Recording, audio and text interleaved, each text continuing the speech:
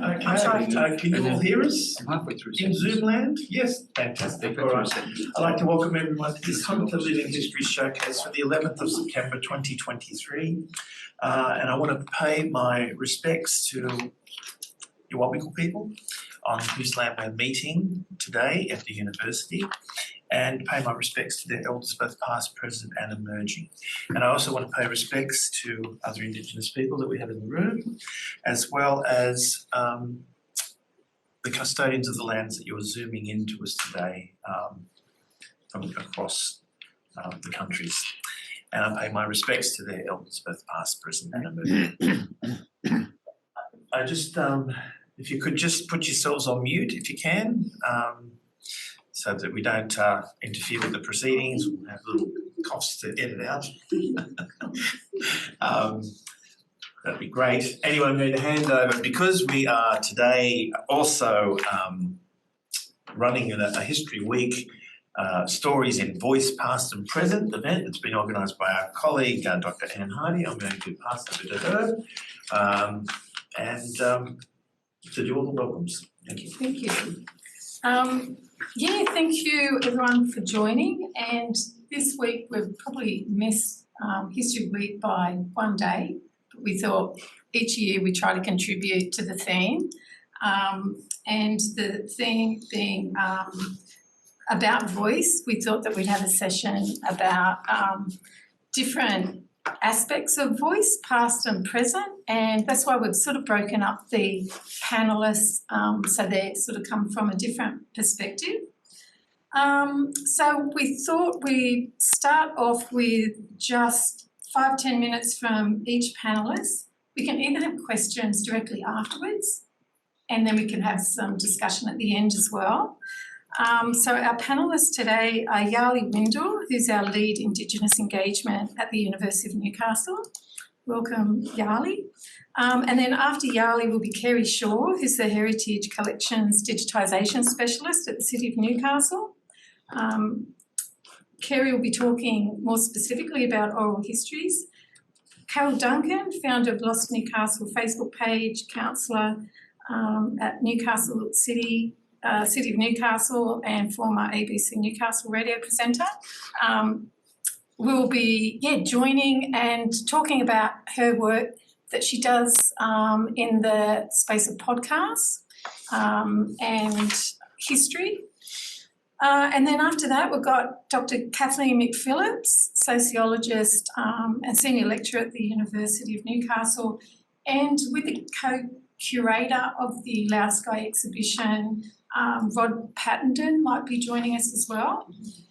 So we might begin and just introduce Yarli, and she's going to talk a little bit about what we've called it Let's Yarn, but it's a really good way of starting off a conversation that relates to Indigenous culture and the importance of storytelling.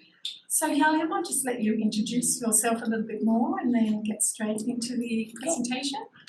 So I'm Yarli. I'm a Wiradjuri Darawal woman living on Wanneroo country and working here on Wabikal country.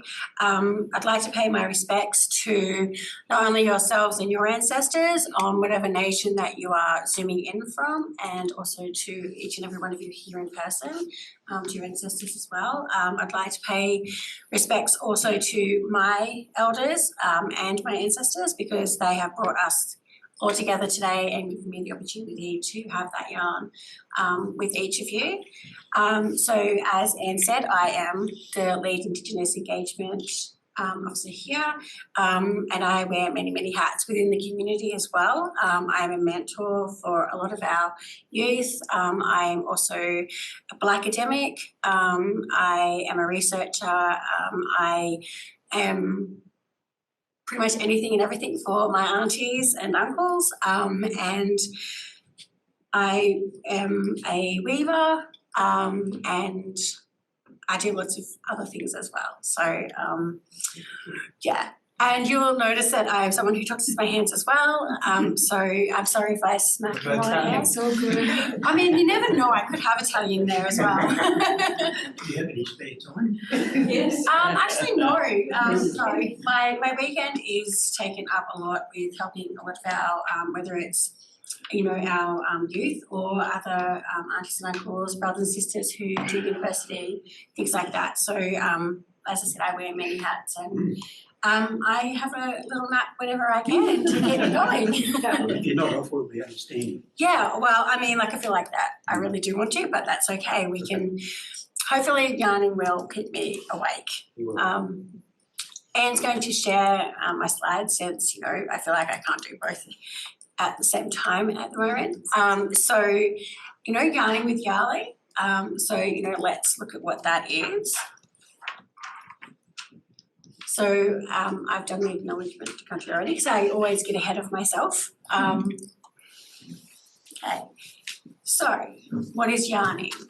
So there's 4 modes of yarning. So we have the social, the research topic, therapeutic and the collaborative. And so that's something that we do for a lot of us Aboriginal and Torres Strait Islander people, we just do it and we don't actually realise it. So this is why I also needed to have a PowerPoint because I was like, I don't know, we just do it. We use it as many of us know as, we have the conversational process. So through our stories being passed on and there's different levels to having our stories told when we are yarning about them. It depends on whether you are initiated, whether you're not, how old you are, whether the aunties and uncles or elders deem it appropriate for you to have that conversation with, as to like when we're being passed knowledge, it's dependent on male, female, things like that. It is also for us, it's a safe space for us to speak without judgment on a variety of topics. Whether we are getting into trouble because we have been naughty and we're like, this is what you've done, like let's have that conversation. And it's also a way for us to connect, not only back in the day but also now.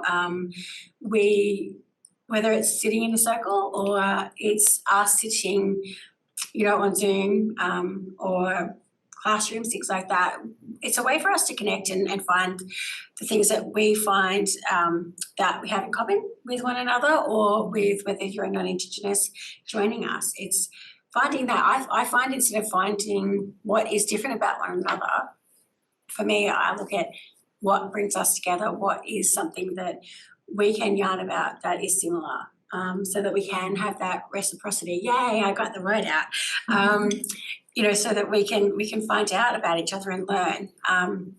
It's also about building relationships and trust, because it doesn't matter whether you're Indigenous or not Indigenous. We still need to have that level of trust as well. So we will have lots of yarns over time, so that we can have that relationship and that trust.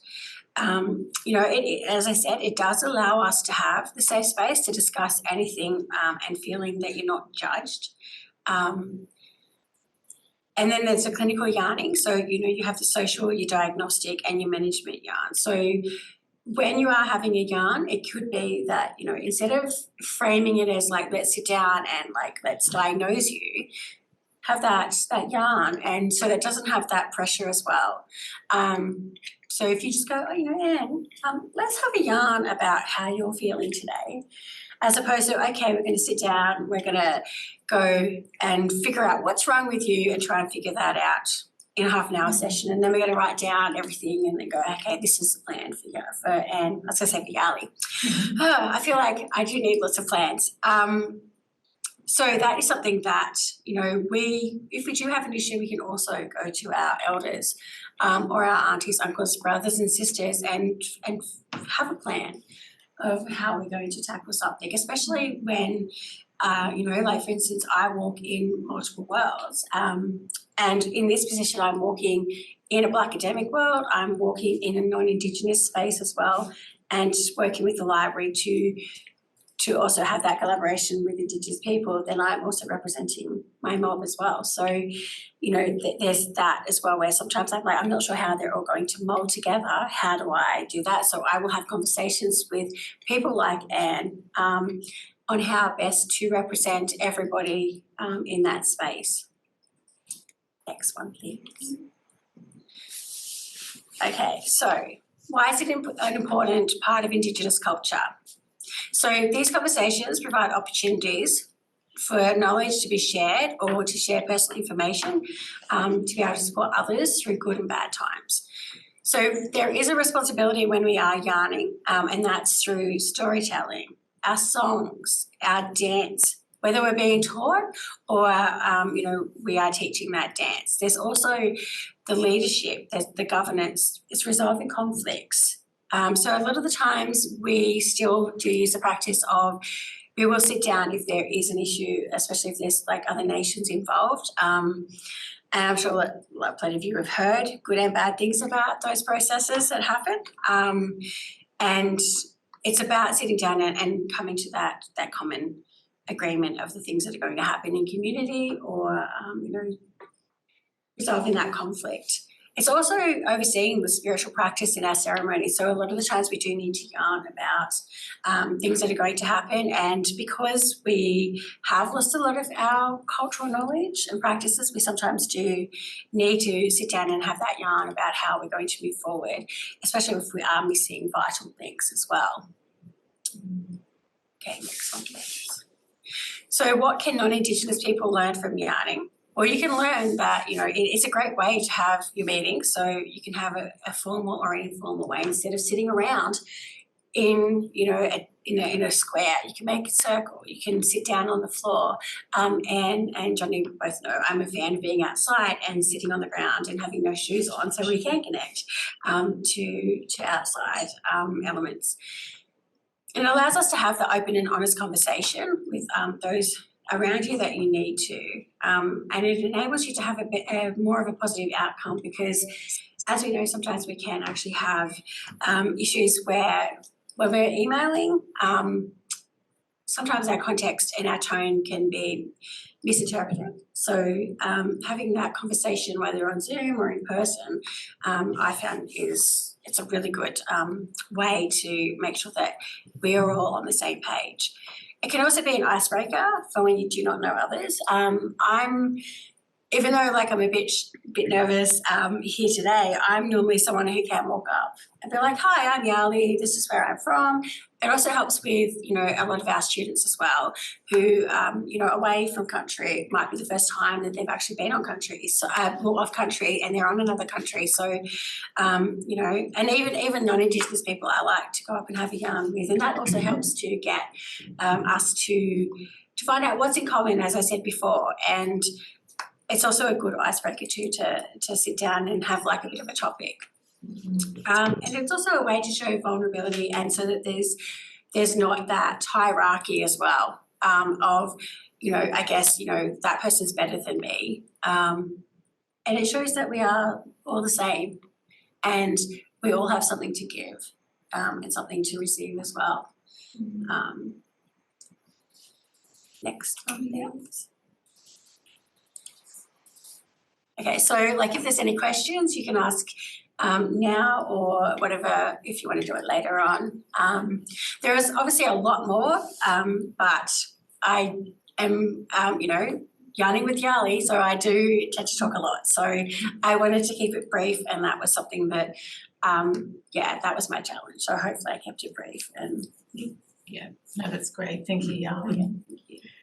So if anyone's got any questions, or if they want to put anything in the chat in terms of anything that Yali's been talking about, I particularly like the comment that you made about like supporting Indigenous students, because often coming to university is overwhelming.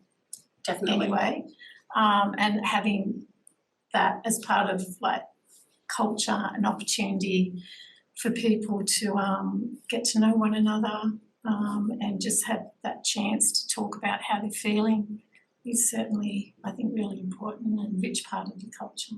Definitely, and it's very difficult. I found, because I have been off country to do a lot of my study, and I've lived off country as well to work. So it can be quite daunting, especially when a lot of our students who do come from the outback or interstate. It's difficult, and it's the same with international students as well. So having that ability to yarn is, I think, very important, and it also not only creates relationships, but it helps you to feel safe, because you know that other people, even if they are not from the same country or same nation, you still have that, you can understand that, it's difficult for all of us, and we all try something new as well. So, out of whether it's you have to move for work, for study, knowing that you have, people that you can talk to and are safe and can help you through is wonderful.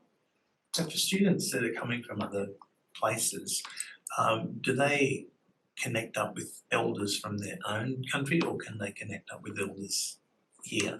Both. They can do Both, yeah, absolutely. It's a really good idea that when you are coming from another, whether it's another country, another state, another town, to go and link up, whether it's through the lands councils or other avenues, to find who the elders are, and that can also help you to have that support network. And if you are someone who is a researcher and whether you're Indigenous or not, it helps for you to have that understanding of what's the history. And like a network of people. yeah, you have that network of people, just like we have our own little networks here, and our little circle of people that support us. It's the same, it's the exact same way. Yeah. So Yali, did you say you're doing some academic, have you got a research topic or that you're interested in? So I am in the middle of doing my thesis for my master's, and life just got in the way and I've put everybody else ahead of my stuff. So, but my thesis is on how weaving heals our women, and taking up that practice. So I am published in a few different spaces, and there's a few other places that I will be, where going over like the manuscripts and things like that. So yeah, slowly getting there and raising my profile. Any other questions, comments? Now, Yali, I don't know if you want to stay for a little bit longer if there's questions at the end, or we can share your contact details, if that's okay. That'd be okay, because Yeah. I have another meeting. That I Yeah, need to no go worries to. at all. So thank you so much for Right, thank you coming so along. much. And I hope that I did answer, and give you a bit more of an insight. Yeah, Thanks. thank you. So our next panellist is Kerry Shaw. So Kerry has a passion for people, collaboration, libraries and all things digital. She's a library technician who holds an advanced diploma in local, family and applied history, has over 20 years experience in public libraries with roles in customer service, branch management, ICT and local studies during that time. And since 2018, Kerry has held the position of Heritage Collections Digitisation Specialist at Newcastle Libraries, with the lead role in the Digitisation Lab, whose task is to digitise the Newcastle Library's large and varied heritage collection, which is a huge job, Kerry. She's highly skilled and experienced digitiser and practitioner of digital preservation, and enjoys sharing her knowledge in this field and other skills she has obtained over her career. So welcome, Kerry, and I'll just hand over to you. Thank you, and hopefully the whole screen sharing thing will work. So hello everybody. Anne's kindly asked me to come today to talk about oral histories. So that was one of my favourite subjects when I did the advanced diploma. And so I've completed a few oral histories myself and been part of quite a large oral history project at my previous library on the Australian Agriculturals Company called Gunnaganoo Station. I will show you how to spell that because it's nothing like you would think it is, up in Tamworth. And so we did a oral history project up there to cover a period of time which we had little to no paper records for. But as Yali was saying, oral history is one of the, if not the oldest form of history, because we all sit around and tell our stories to people. And that can be oral history. We know that they get passed down through the family, and the stories that get passed down, and then sometimes they're true and sometimes they're not quite so true. And so oral history gets a little bit undervalued, but oral history gives voice to a person's history, and it gives the voice, it gives the accent, it gives the timbre, it gives their laugh, it gives their emotion through that voice. And that's something that a transcript or perhaps the written quotes inside a book can't quite do. And there are numerous examples of how this really hits you. During my studies, we listened to the oral histories of medical librarians from across America. And it wasn't until you listened to little bits of each and everybody's that you got that full camber of their accents from the different parts of America, which was absolutely amazing. And there are other times where the emotion doesn't quite come through. So to hear somebody laughing and then crying over something really gives what the words that they're saying much more impact. So in case anybody's interested in doing an oral history interview, the interview is the easy part. I'm going to tell you that right now. So the hardest part is before and after the interview. So the before part is, why do you want to do the oral history? Is there a gap in the written histories? What stories are you looking for? And from what perspective do you want to come from? I'm listening to an audio book at the moment on Bletchley Park and the female code breakers. You would think that everything's been done on that, but this lady has actually specifically sought out women who didn't like being at the park. And she had a very, very hard time trying to find them. So, and of course, there's very little written evidence that they didn't like being at the park. So these oral histories and oral interviews that she's doing are serving the purpose to fill that. So you'll also need to be very careful about how you choose your interviewees. So putting a notice out on Facebook going, hey, we want to talk about blah, da, da, please come in. And I'm sure Anne and the team can verify this with the store. Oral history project, you might get loads and loads of people, but are they telling you the parts of the story that you need? And are they also physically able to deliver the oral history? Some people are too frail and their voices don't carry very well. So that's something else to think about. We have that at Goondigoonoo Station. We have one lady who was absolutely adamant that she wanted her oral history recorded. We did it. And essentially it's 30 minutes of gossip, which is not even verified. And when you go to use a part of it, there's really nothing there to use. But because we were trying to keep the status quo and everybody happy, we did the interview. So when you're choosing it, you need to research. Once you've chosen your person, you need to research that person, their family background, where they come from. That'll give a hint as to why they have the views that they have about things that occurred. So we all know that our upbringing and our culture reflects how we interpret things. So they can be really important things to note when you're doing it. The other really important thing, depending on what you want to do with your oral history, and I learned this the hard way, is the paperwork. So if you want to release your oral history in a public domain, then you need to have the paperwork that says that you have the right to do that.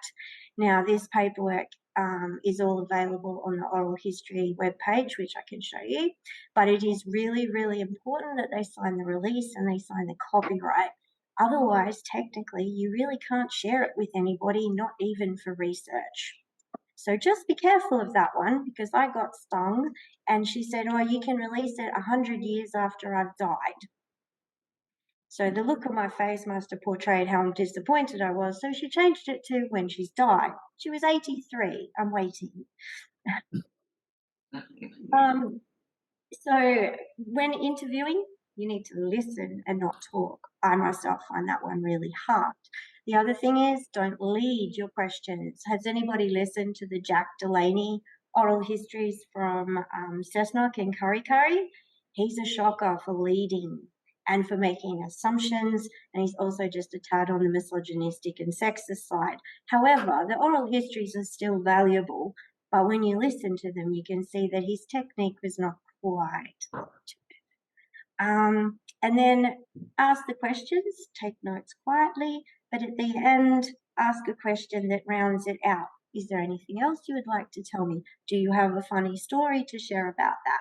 My interviewee, she gave me an absolute perler about how they had tricked the local schoolmaster at Gunniganoo Station by putting a dead snake underneath his bed. The laughter that comes through her voice when she is telling the story about how this poor young city boy that was sent out the back of Whoop Whoop to teach 15 children at a little school finds a red-bellied black snake underneath his bed. It's amazing. I'm going to share the link. You can listen to it for yourself. The standards of recording, if you're going to record it for like proper purposes, needs to be recorded in a WAV format, not MP3. But if MP3 is all you can do to capture that at the moment, then do it. I have one of my now deceased father-in-law on my phone in MP3. It's the only recording I have of him, so it will do. At the library, if you're thinking about doing an oral history, we hire out the kids. How am I going to do it? Yep, it's like space here. Anyway, I can't get that to work. There we go. So this is a H4, HN4 recorder that records in WAV, takes an SD card. You can borrow that from the library for free. It comes with little microphones and stuff, and you can use that for your project. Or if you want to, you can hire the podcast studio down at 12 Stewart Avenue and have your people come in and record the oral history interviews there. So the other thing that we're doing at the library, after your interview, you should do a transcript. They are painful and they are expensive to have someone type them out unless you're a medical typist and you can do 65 words a minute. So I've cheated a little bit and went into partnership with the State Library of New South Wales, and we're using the Amplify platform where I load the MP3s version of the oral histories onto this website, and people at home sitting in their lounge chairs sit there and type out the transcripts. So I'm just going to hopefully show those to you, and we can have a little bit of a listen, and I'll show you how you guys can do that if you're, a little bit bored on a Saturday afternoon. I'm going to tick the box and share the right screen. And we're looking at the Oral History Council's webpage. Yes, good, excellent. So this is just the Oral History Australia webpage. If you want to do an oral history, they have all of the information that you need on this webpage. I think Anne's going to put the links into the chat. So we have the handbook here at the library. You might be able to download it as a PDF off this webpage as well. So heaps and heaps of information, and sample legal forms if you need those too. So that makes life a lot easier. Back up here to the Central Northern Libraries, and I've lost my search, but this is how you spell Gunniganoo.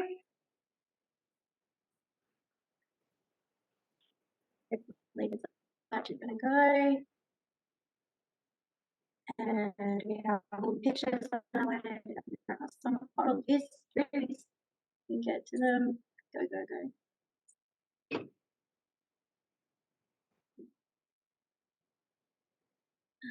There we go. So then there's the oral histories here. And this one was mine with Betty Wilcox. And she was a cook for the Jackaroos on Gunniganoo Station. And she actually met Prince Charles twice on his visits there. And he even came in and she made him sandwiches. So the history of the station is a very, very rich one. Now, if I can get the other. Okay, so this is the Amplify website. On it, you'll find oral histories from all over New South Wales because it's powered by the State Library of New South Wales. So to find the Newcastle ones, you go to Browse. And we wait. And then you can choose when it catches up with me. Newcastle Libraries. And then it will show you the oral histories that I have loaded so far. And so then, if you're feeling energetic, you can see that John McNaughton's had his done. I'm actually, so every time I log in, I'm surprised by how many people have been on here. And so you can see from the little yellow and green lines, every single one of them, somebody has edited them. So if we just find the one I'm just going to display. So Ross, where's Ross part one? They don't seem to go in any kind of order, unfortunately. Here we go.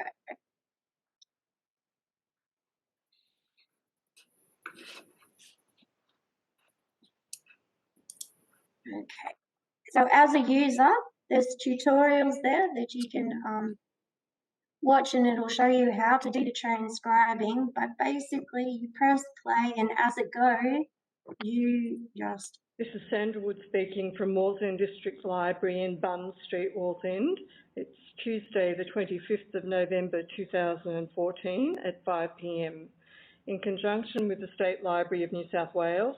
So when she starts talking, I can go in here and change something that I think has been spelt wrong or she said wrong, and then I can save it.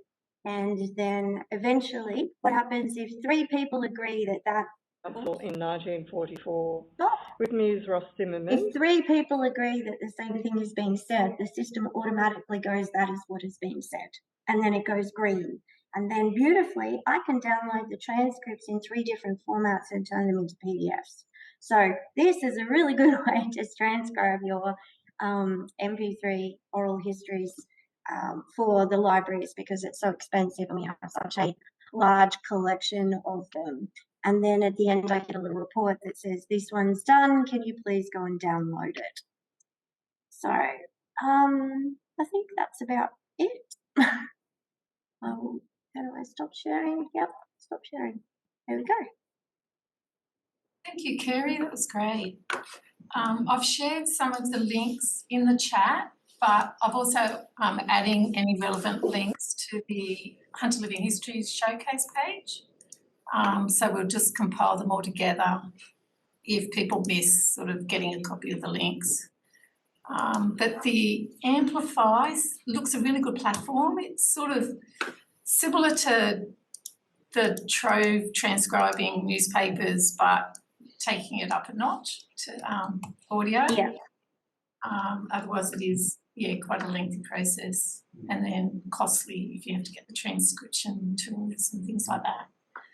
Yeah, and it comes out by minute. It's got, like, I can do one that doesn't have any time on it, or I can do one that's like by the second as it goes, which would make it really easy for people to listen to. Yeah. So is it searchable? Is it text that is searchable as well? Not in that platform. So the idea is that the transcription occurs, and then I download the transcription and I can OCR it and then attach it to our copy of that oral history in our online collections, and then you would have the text searchable transcript in our online collections. But this is not text searchable, no. And before anybody asks, because it's a common question, no, it doesn't do other languages at the moment. Does anyone have any questions on Zoom at all? Yes, Kerry, I just wanted to find out if it does keywords, that Amplify program. Does it? Not for the searching, no. The searching happens after the transcript. Right. So the purpose of the platform is for people to sit there, listen to the oral history and just check. This is all machine generated. So when I load it, the Amplify website machine generates what it thinks is the transcript. And then people come along and alter the transcript to what they're actually hearing. So that's the purpose of that. And then I will download the transcript, OCR it, and pop it into the online collections on the libraries for the library's collection. Okay. And then you'd be able to search your keywords. Yep. Okay. All right. Thank you. Any other questions? Kerry, has the Newcastle Library got any, collecting oral histories at the moment? And if so, is there a theme or a topic? We aren't actively pursuing any oral histories at the moment that I'm aware of. We don't have any projects running, no.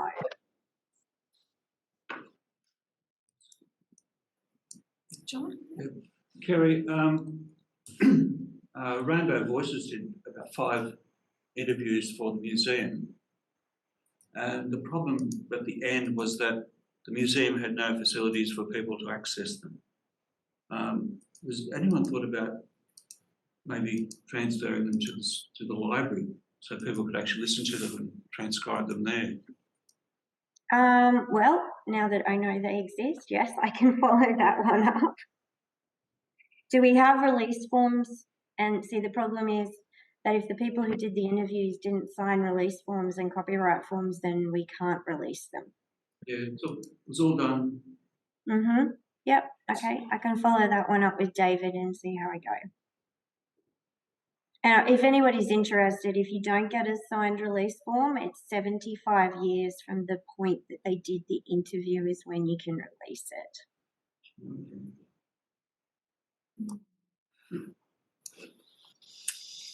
If there's no other questions, well, yeah, just thank you, Kerry, for your contribution, and yeah, that's really helpful. Are you happy Thank you for listening. to contact you if they've got any other questions? Yeah, sure. Not a problem. Thank you. So our next panellist is Carol Duncan. So Carol Duncan's well known to many of us. She's media communications professional in Australia, both commercial and, as I mentioned, ABC local radio. Elected to Newcastle City Council in 2017.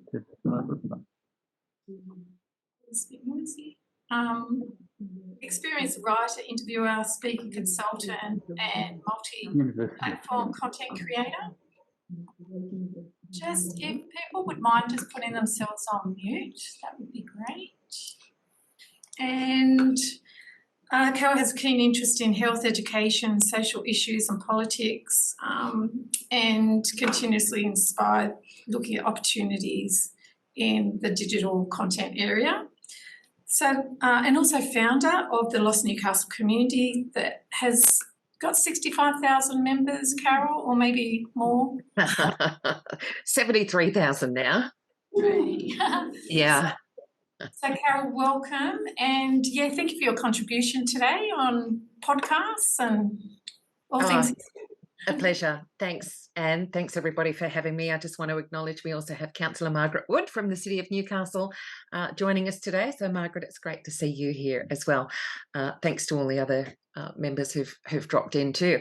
I think to move from the conversation of public audio, which is what we've been talking about mostly so far, the niche for me increasingly and what I want to do is a little bit of both. Lost Newcastle, I want to continue to grow and feed those stories to, of course, for everybody, but also to fill what is still a really big gap in that private space of the personal and private podcasts for our families and loved ones. And we do have, there's quite a few organisations, companies and individuals that do it in different ways. Some have video, some are massive productions.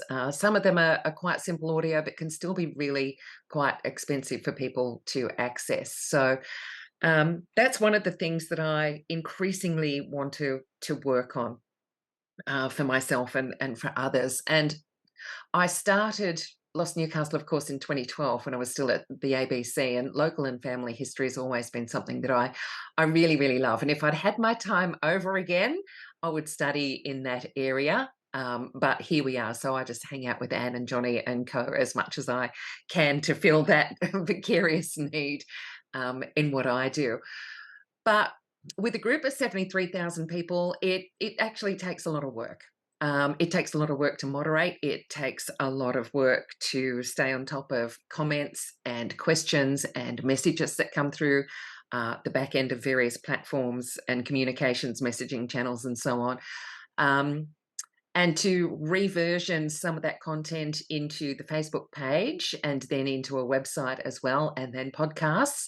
There's a lot of work that goes on there, but I love it. And one of the things that I started to do through COVID, and in fact just before COVID, was look at the way that I can offer more meaningful experiences for people based on nostalgia and reminiscence.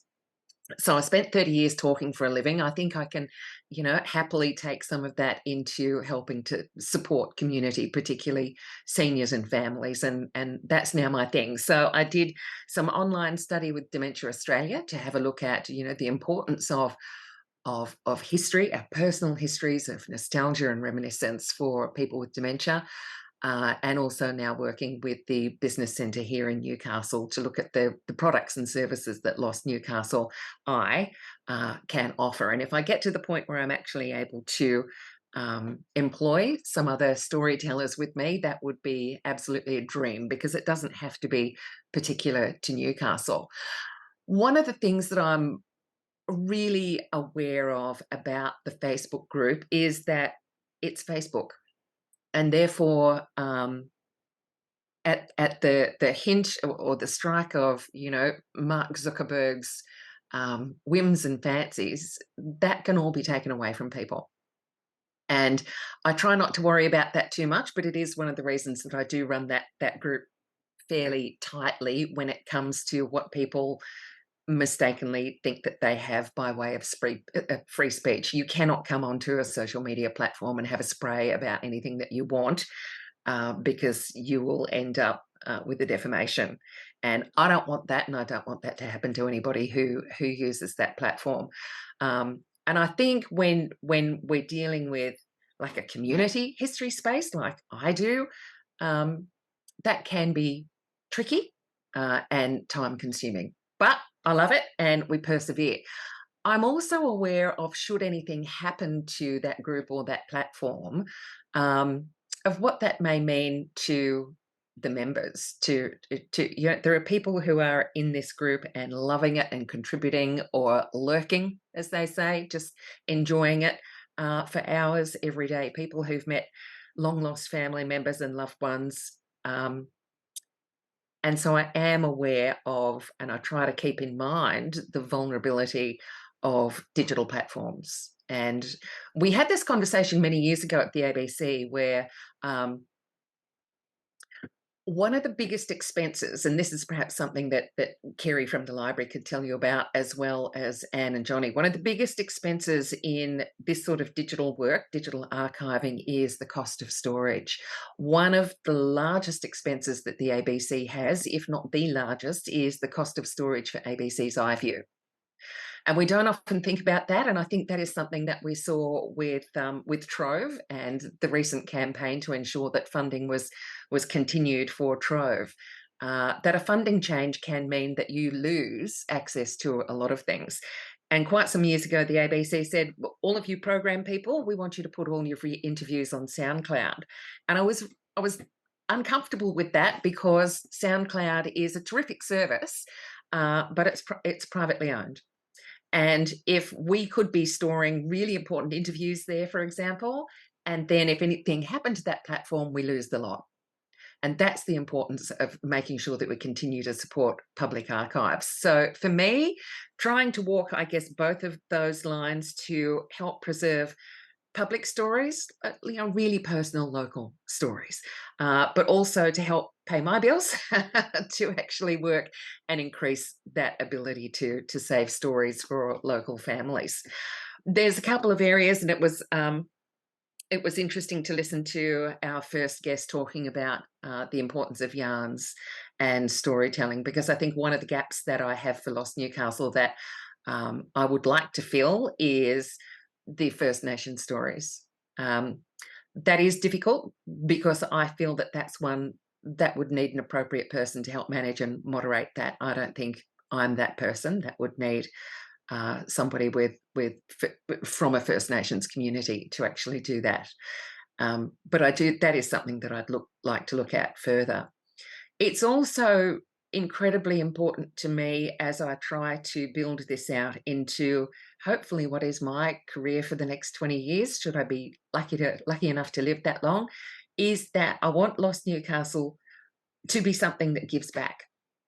And what I mean by that is that every single thing that is in Lost Newcastle has been put there by the goodwill and generosity of those 73,000 members, the goodwill and generosity of the archives, of special collections at the university, of our local libraries, not just Newcastle, but widely, the state library, state archives. Everything that is in there has been contributed by other people. And so it's really important to me to, as I build it, as I hope to build it, anyway, to give back. And Lost Newcastle is at the moment only a baby, tiny neophyte supporter of the Vera Deakin Regional History Fund. But as it grows, hopefully if it grows and I can do this, then it will become something that is able to assist more substantially, not just in those donations, but encouraging other people to support it as well. And it was really important to me when I had those discussions with the university that the relationship is for Vera's fund. It's not for general revenue, but for Vera's fund, because the work that the Glam Lab, that Special Collections does, that's expensive work to try to digitise. So part of that giving back as well most recently was I was asked yes, I'm a Newcastle City Councillor, but I also am a professional audio podcast multimedia person, and I was asked if I would train some of the staff to use the new podcast studio at Stewart Avenue, which is a wonderful facility and simple to use with lots of good instructions for you. And so I trained some of the staff there to be able to train members of the public and support them when they want to come in and record their podcasts as well. It's an important piece of access. We do have commercial podcast studios in the city, but they're quite expensive and they'd be beyond the reach of most people. I think the one at council is about $25 an hour, something like that. So I trained some of the staff. They have then since done some training sessions for members of the public, including Clive Maddox from the Newcastle Family History Society, who went along and did the course. And then they asked me if I would help them to help produce his first podcast for the Society, which was an absolute delight to do. And that was with Ken and Marie Schilling talking about their People of Newcastle and the Hunter Valley books. So I think that's just such a privilege to be able to do that and to share those stories publicly and privately. Preserving all of them is incredible. And for me, it's just a real privilege to be able to do.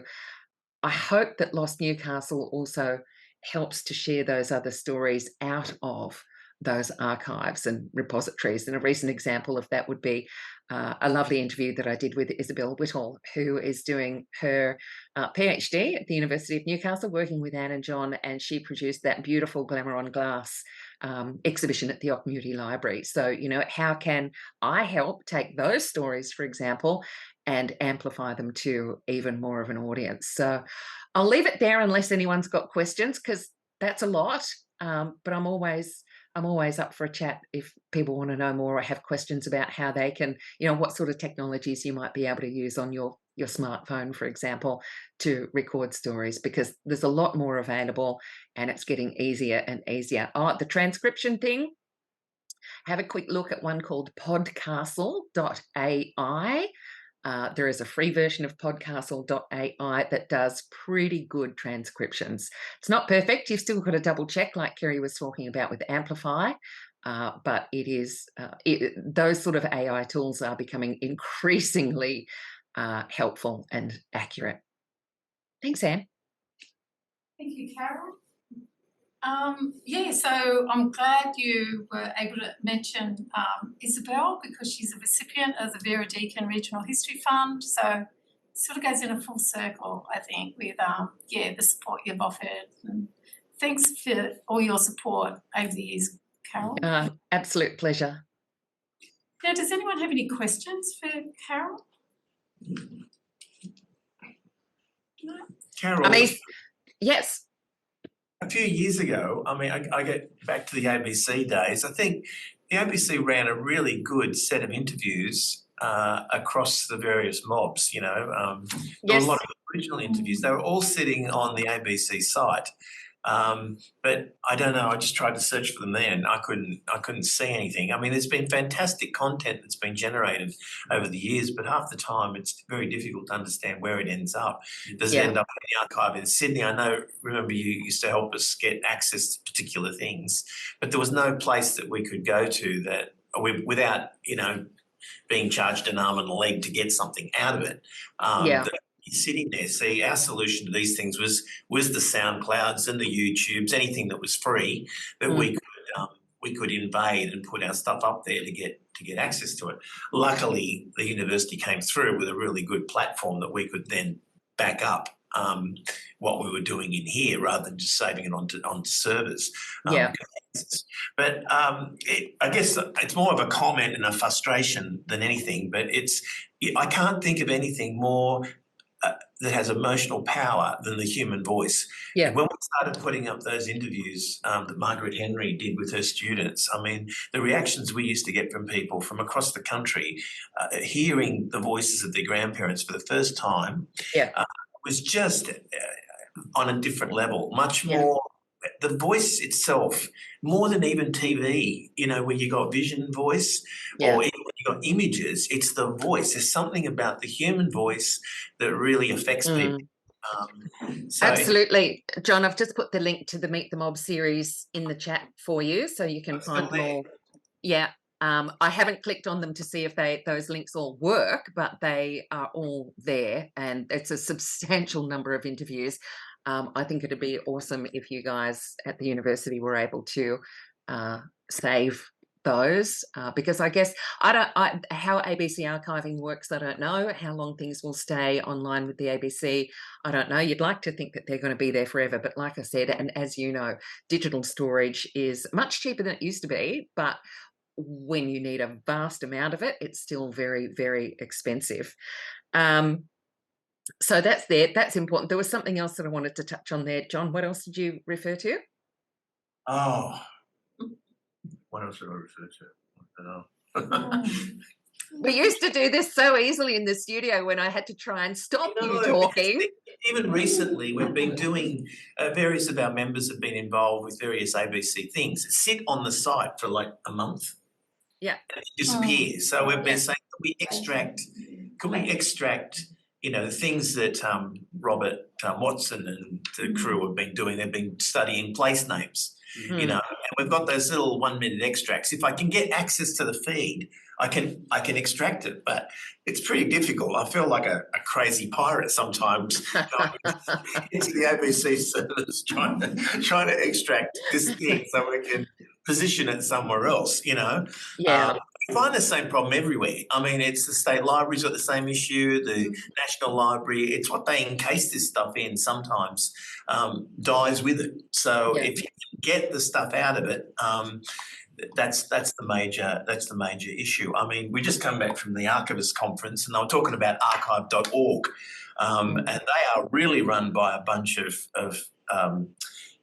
just incredible people that just want to, you know, archive everything they can find to prevent it from being lost. And they gave the example of car manuals. They've just started digitising car manuals because they're so rare to find. But his agreement with them is, look, I'll archive these things. Don't talk to me about copyright. All right, go away with your copyright. I will look after your heritage, but just, you know, and. It's been okay, but they still have fallen foul with, you know, with elements in there. But they are real crazy archivists over there running archive.org. Yeah. looking for stuff, you can try the Wayback Machine, John, which you would undoubtedly be aware of, but I'm not sure how accurate the Wayback Machine is anymore. It is hard. You've kind of got to grab things as they're there in front, grabbing them at the time. And I know when I was at the ABC, the magic words that we hated hearing the most were, "Can I please have a copy of that?" Because then someone had to go and do that. And when you have numerous of those each day, it is easy to understand why people just sort of forget to do them. The other thing that you mentioned, it has come back to me that I was just going to comment on, was your comments about the human voice. And it's something I teach radio and podcasting, mostly now podcasting and pre-produced audio, at the University of Newcastle first semester each year. And I always talk to my students about the power of the voice. It's with us on our way into this life, and it is with us on our way out of this life. And it is often said that the very first of our senses to awaken is that sense of sound when we're still in utero, and we can hear our mother's heartbeat, we can hear the television, we can hear the conversations, or in the case of my kids, it was like loud rock music concerts. But I remember also a very wise person saying to me, someone who dealt with, births, deaths, marriages, all of those things, that the last thing to go is our hearing, that is the last thing to go.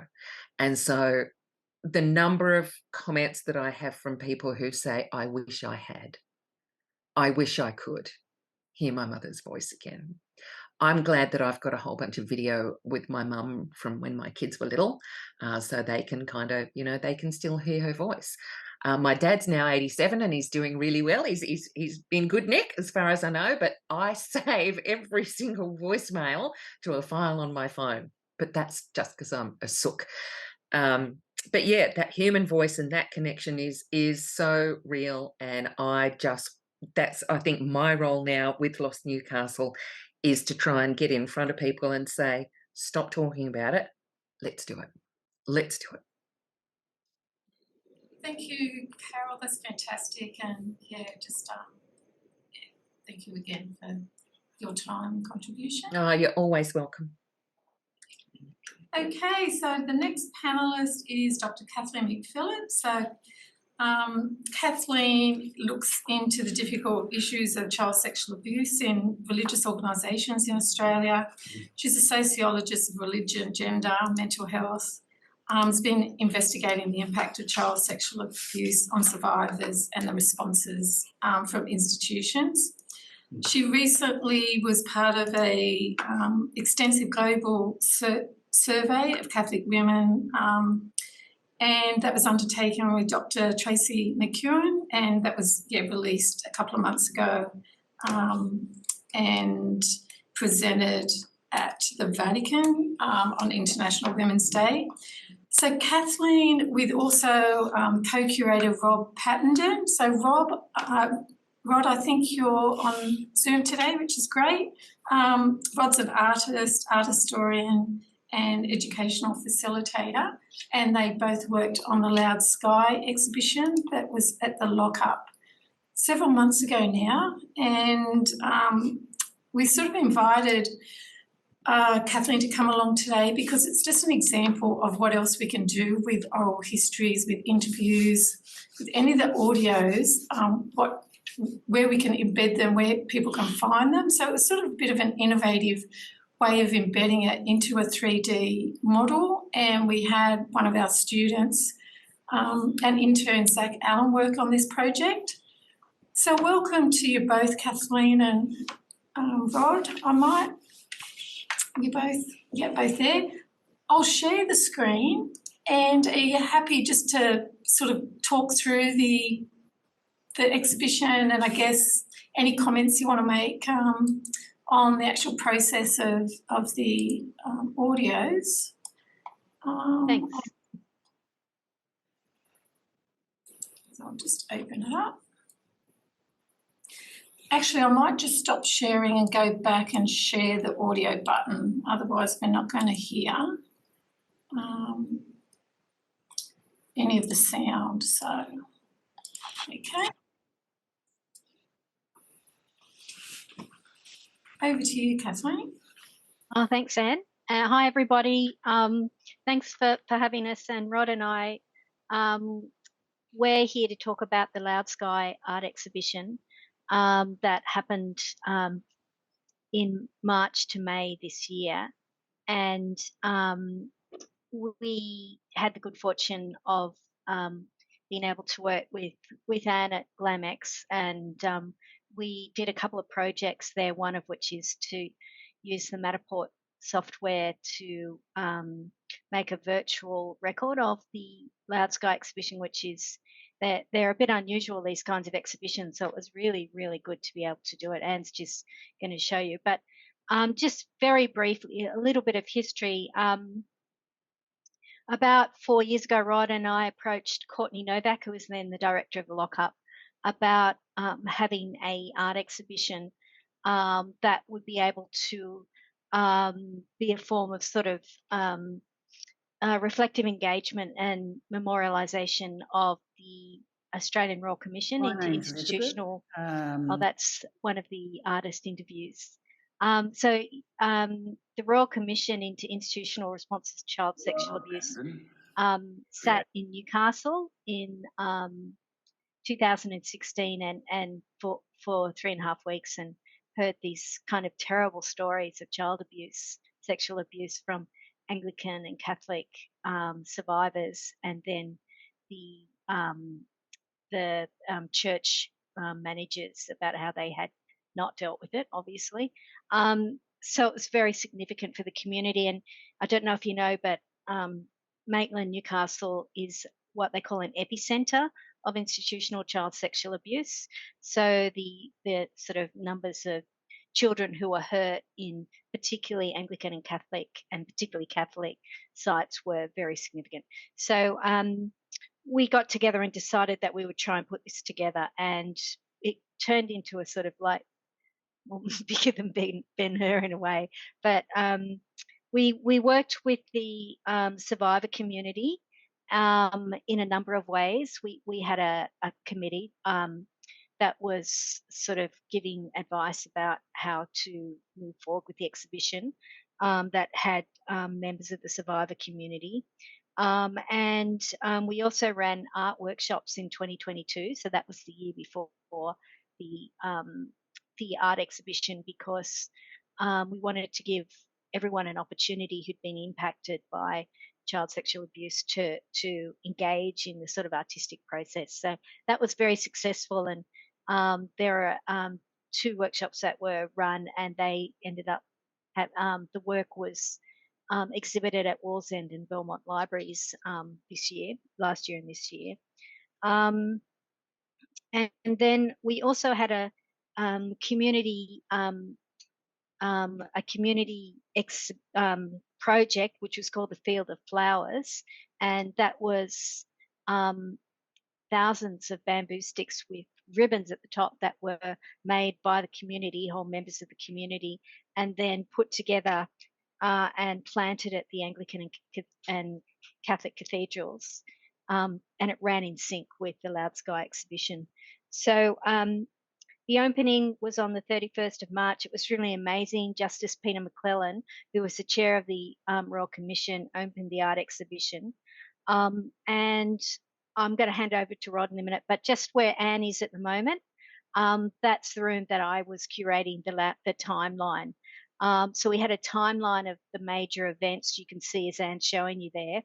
And the students from Studio Z, which is a summer course that the communication students did, designed that.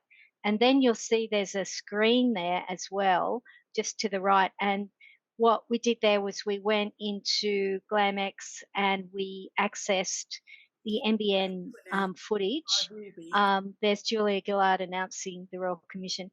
And that's 16 minutes, about 16 minutes of NBN and ABC footage from like probably about 2012 up until 2020, I think.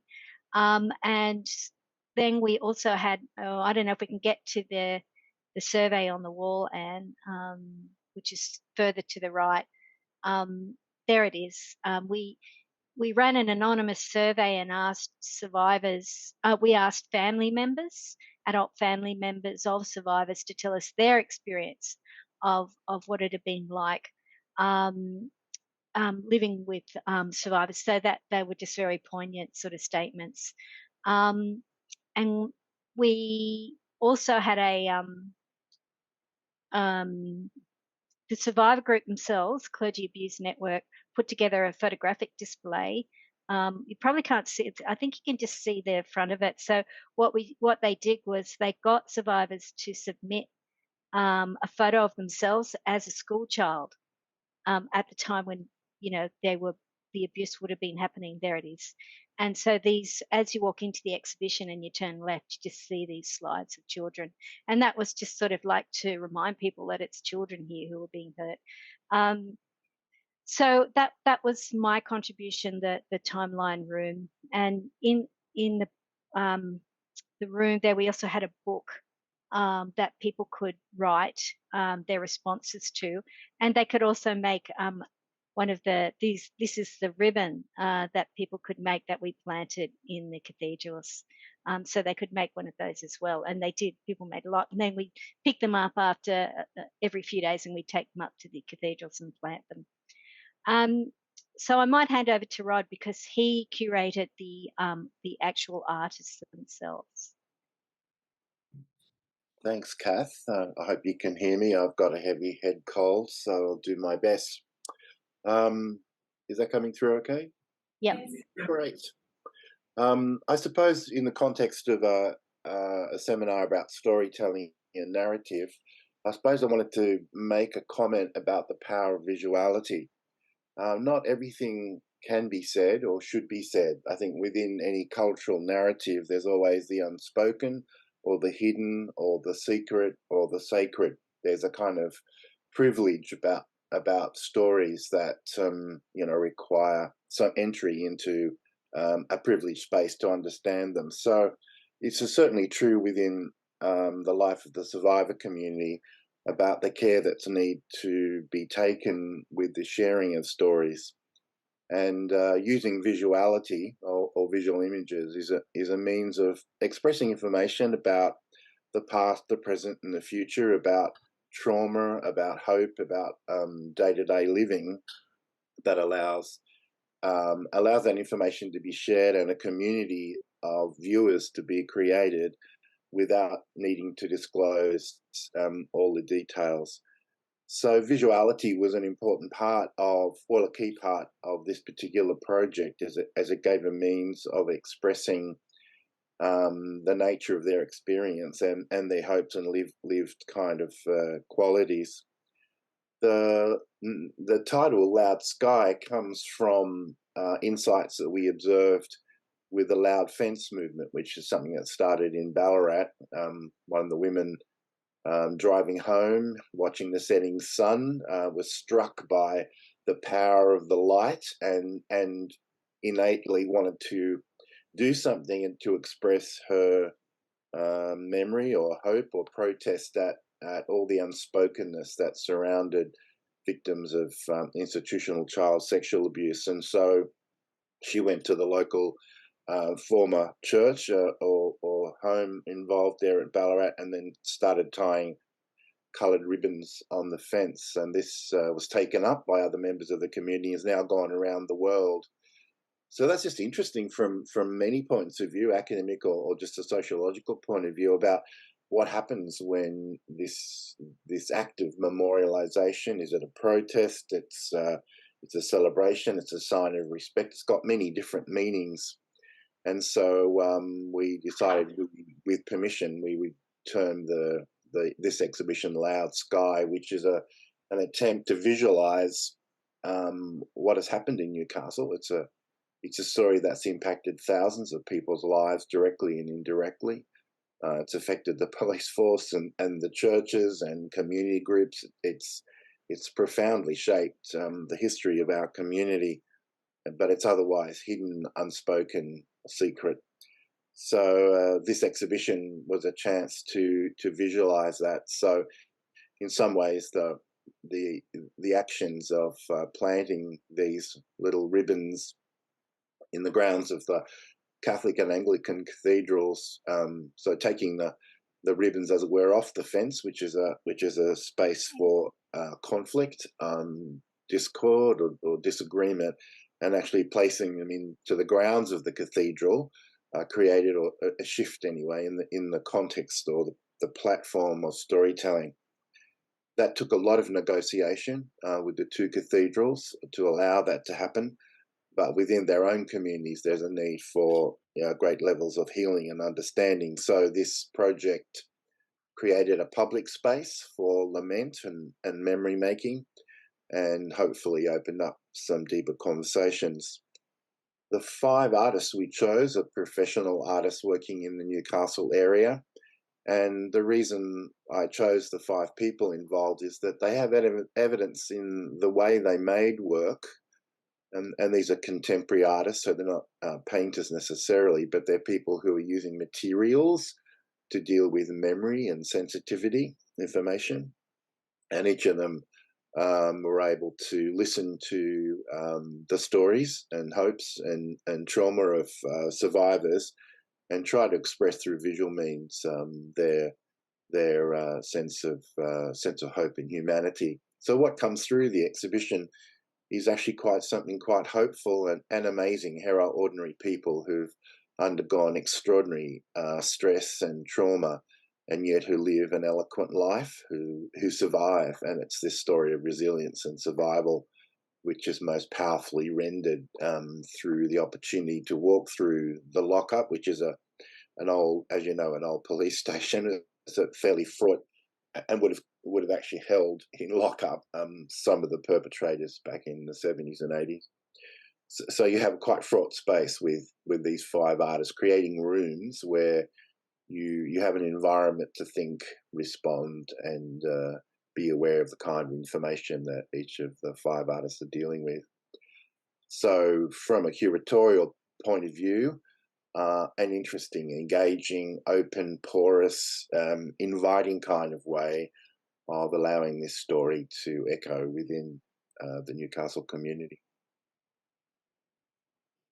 Thanks, Rod. And I also just wanted to add that what Ang was saying before was that Anne actually suggested to us that they had Zach, who was working as an intern at GlamX, and suggested that he might be able to record the exhibition using Matterport. And it's very unusual to have an exhibition like this with this kind of content. So we jumped at that chance, and he worked with another student. They did a great job. They brought the cameras in, and then we went back and we asked the 5 artists permission to record interviews with them, which they then agreed to. So Anne's in the room of Peter Gardner's work at the moment. He's a very well-known artist in this region, and you'll see that there's if you click on the information button, you can they're just very short interviews. They're less than 2 minutes. So that was I'm an interior painter from Newcastle. My work is so that's Peter Gardner. So each of the artists were interviewed, including, I don't know, Anne, can you go back to that very beginning where Elizabeth Seisner's work is in the out in the front foyer?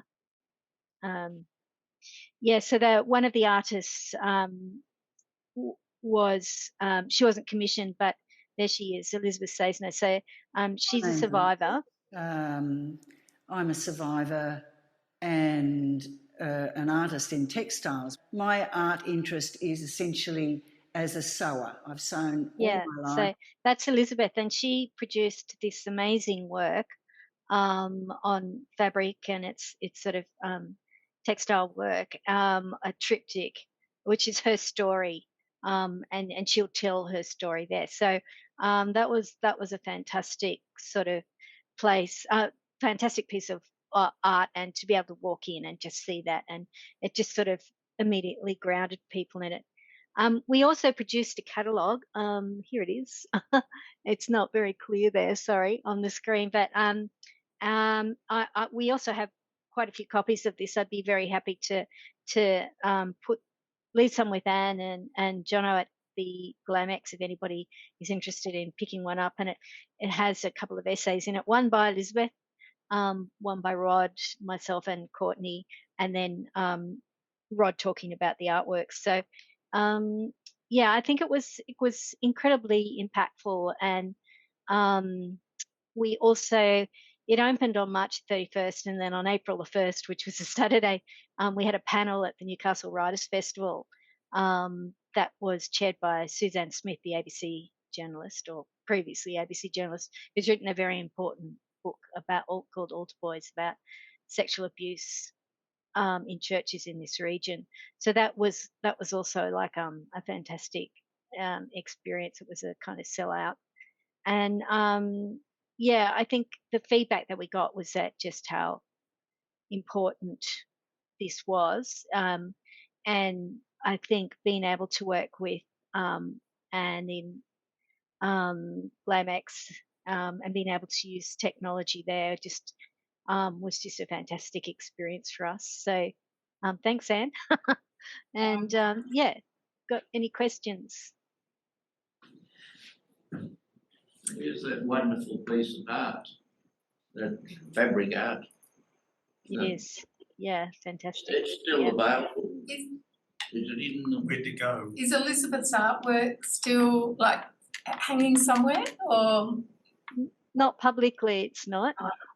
Yeah, so I'm not sure where it is exactly at the moment. Do you know, Rod? Like, it's probably at her place, I think.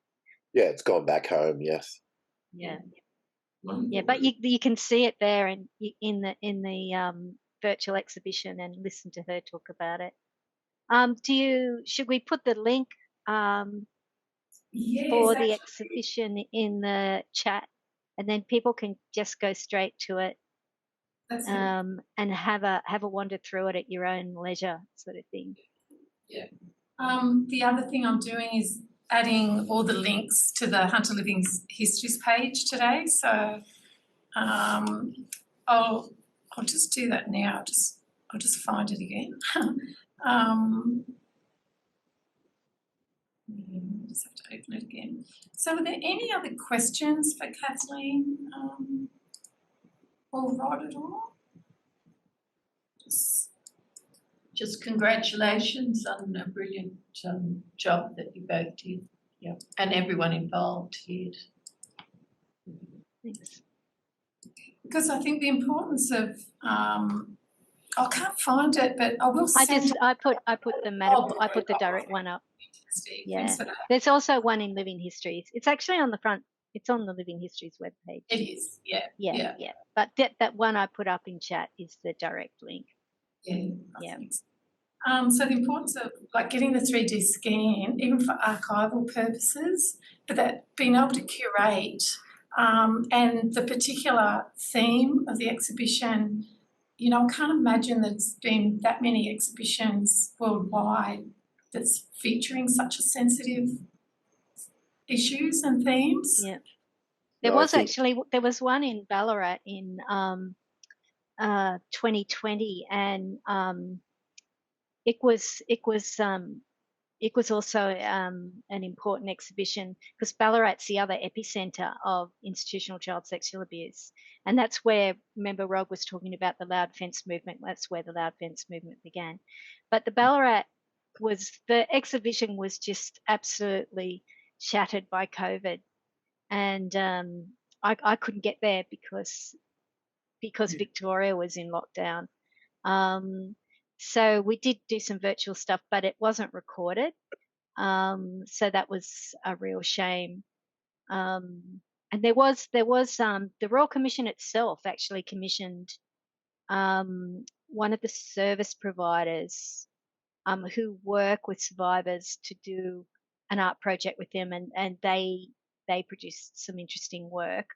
But yeah, it's a difficult topic to address and bring the community around. So, you know, it was a bit bumpy, like we learnt a lot of lessons. I think that would be true to say, isn't it, Rod? As we were trying to engage with the survivor community about how you do that, because you need a trauma-informed approach. I can't just walk in there. I mean, we already had a good relationship with the survivor community because I've been doing a lot of research and had already been talking to people for quite a while. But still, to do something of the nature of this was very challenging work. So I can understand why people may not. Why these kinds of exhibitions are very hard to run. They're very challenging, but Yeah, totally worth it. And I think, Anne, what you said there is probably important because I think there's no other projects that we're aware of in the world that has taken this sort of approach.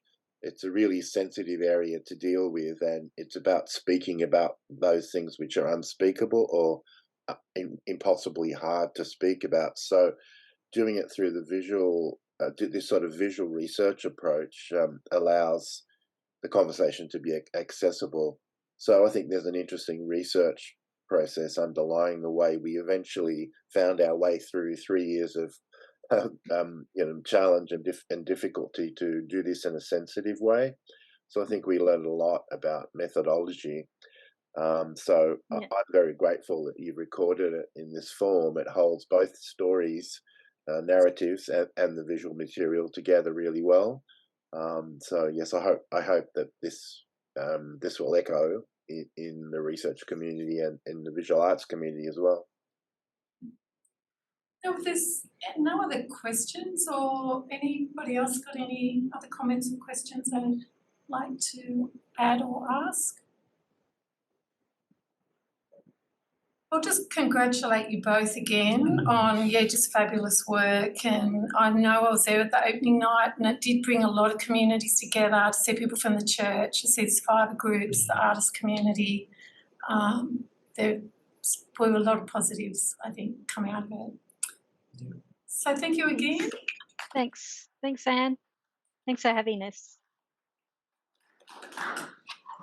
So that sort of comes to the end of the formal History Week session. Can I also introduce Carmel, who, sorry, that you probably don't know the rest of the Hunter Living Histories community. Not at all. Was here from the Catherine Hill Bay. So our wonderful Progress Association President Sue White, a history teacher in her first life, of course, she has volumes of oral histories of all the people who lived in the town in her time, so most of them have now passed on. Mm-hmm. And then probably about 10 years ago, we had a lovely couple who actually did work for the BBC, who did a lot of video interviews and produced a few things on for our History Week efforts. But yes, it's really, really important to us, and so I'm just coming here because Sue couldn't and had to try and get some ideas and things, but yeah, it's terribly important. And I do the Catherine Hill Bay Facebook page. So the session will be recorded, so I'll send it on to you. Yeah, and I'll share with any colleagues if they've got any other questions. So can I just ask, I think in my first America, the first Aboriginal public was the Wotherspoons. Yes. So have you got an oral history with them? Yes, Sue knows. Yeah, but but if we haven't got it, we want it. Yeah, it's terribly important. Oral histories are very, very important because it takes historians and academics quite a bit of time to get around to things. Mm-hmm. And usually the oral histories, whether they're accurate or inaccurate, usually are the best sort of first place. They keep the stories alive in time for people to go and study them. And just listening to that last presentation, I mean, it means so much, I think, to the survivors of child sexual abuse to have some place that lives on. Some exhibitions can be pretty ephemeral, but these ones need to live on somewhere. They need to be recorded. And it was very fortuitous that we had the right people at the right time in the orbit that could record that exhibition, and it sits there, especially for all those reasons. The continuity too, like the fact that you've had the participation of the now adult people who grew up with that is super important, because that's what we still do. People contact my page and say, oh, my grandmother lived there, or I had one the other day where the fellow said, I've just found out who my father was, and he lived in Flowers Drive, Catho, you know. And so we put them immediately in touch with Sue, and the first thing she does is say, you must call in, have a cup of tea, and I'll record what you say. So we're getting the next generations, and the granddaughter of the woman who owned my house, her and her son have come and stayed a few times, so I'm giving her stories about the house. Yeah, so it's all that's great. And for people wanting to do oral histories, there's a great guide that Anne put together with, I think, the Lost Newcastle Crown. Did you do it? And a student updated it last year. Yeah, so on Oliver. So it's on updating the whole marketing approach to oral histories, because we did have guides up there, but they related to tape machines. That didn't quite bring us into the 21st century with iPhones and all the other various ways we can record people much more easily.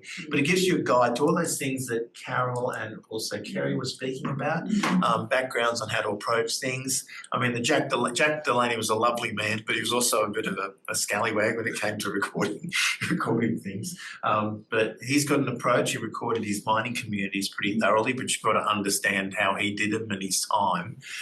Margaret Henry had a much more methodical approach with her students, and the beauty of those oral history archives is because she used Open Foundation students from a wide variety of economic, social backgrounds. Some had the top-notch tape machines at home. You was able to use really high-quality tapes, all the way to the poorer students that had the sort of, basic equipment with very low-quality tapes. So even the way that they're recorded helps us to understand the nature of families and where they come from and how they're digitised. Kerry's got a hand. Yep.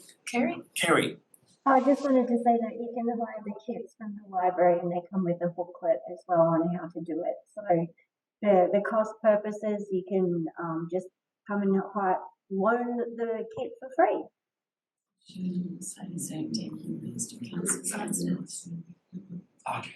What did she say? It was hard to hear. If you got a link. So, you can borrow the kits from the Newcastle libraries. There's 2 kits. Newcastle Which includes the H4 recorder and microphones and all of that sort of stuff to do it. And could I just say that the Oral History Association in New South Wales has regular forums or skill sessions, handling equipment and the interviews themselves. So if you're a member, they'll tell you. I'll put it up on our Facebook page, under Rainbow Histories. Yeah, that's great. Yeah, I think I've added that one to the blog post too. Yeah, because it's a. John, your work with the Rainbow history thing has just been incredible too. So these oral history collections are really marvellous. I just remember once I did an interview with Helen Marshall, and she mentioned, even snippets of oral histories can be important, because they might contain one little clue. That's all a historian knows or needs to pick up a thread that might have been lost. And that thing happened because Vera Deacon, who Carol mentioned, picked up on this oral history that I did with Helen Marshall about her father getting into a fight with these guys because they had these Aboriginal people in the back of a truck, and he asked them, what was going on? Why do you have these Aboriginal guys on the truck? And they were moving them from Bray Park to Purfleet, and then these guys managed to beat up her father because he went against his colour, right, by asking questions. And it was like this little moment in time that Helen recorded. I remember where she told me that. It didn't even have to do with the rest of the oral history. So sometimes you just have to go where these people take you. Older people don't always take you where you want to go. Okay, they take you where you need to go. And you learn that lesson too with oral histories. But that was enough to get Vera to write a whole article about this move from that one sentence that wasn't even didn't come in, properly into that oral history. So sometimes you just have to run. Another wonderful talker was the late Jim Downey. I went there with the intention of doing a history of Mayfield. Jim talked to me about everything other than the history of Mayfield. I walked home thinking I just failed. And then I listened to the interview again, and you've got to understand the wisdom that comes with age, and they tell you what you need to hear, not, again, what you think you want to know.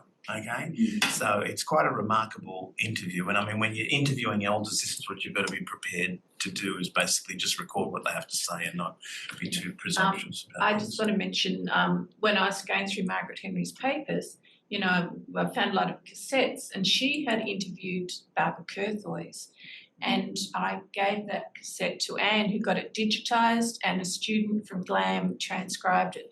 Now, I'm doing the Australian Dictionary biography entry on Barbara Curthoys, and that Margaret did a really methodical, long interview with her, and also Chris Caneen from the ADB at present is doing a stub thing on a woman called Eunice Bailey from Newcastle who was a communist, and in that interview, Margaret asked Barbara about Eunice Bailey. So that one, which is now online with the transcript, thank you, is being used twice as we speak. I just got an email from Chris saying, you know, sending his draft thing on Eunice Bailey. It's been very useful.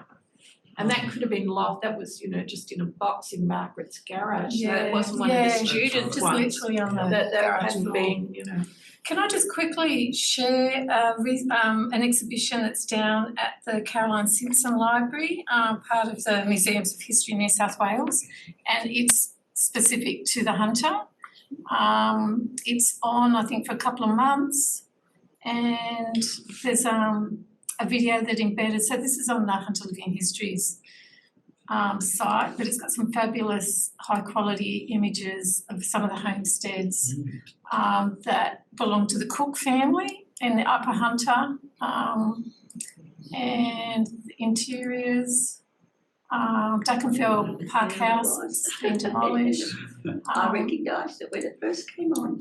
So yeah, I thought I'd just share that as well because it's sort of nice to see something related to the Hunter.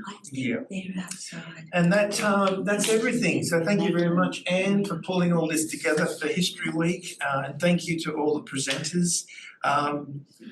All right. Well, look, thank you everyone for joining us, and we'll see you next month on the 9th of October. Zuru. Thank you.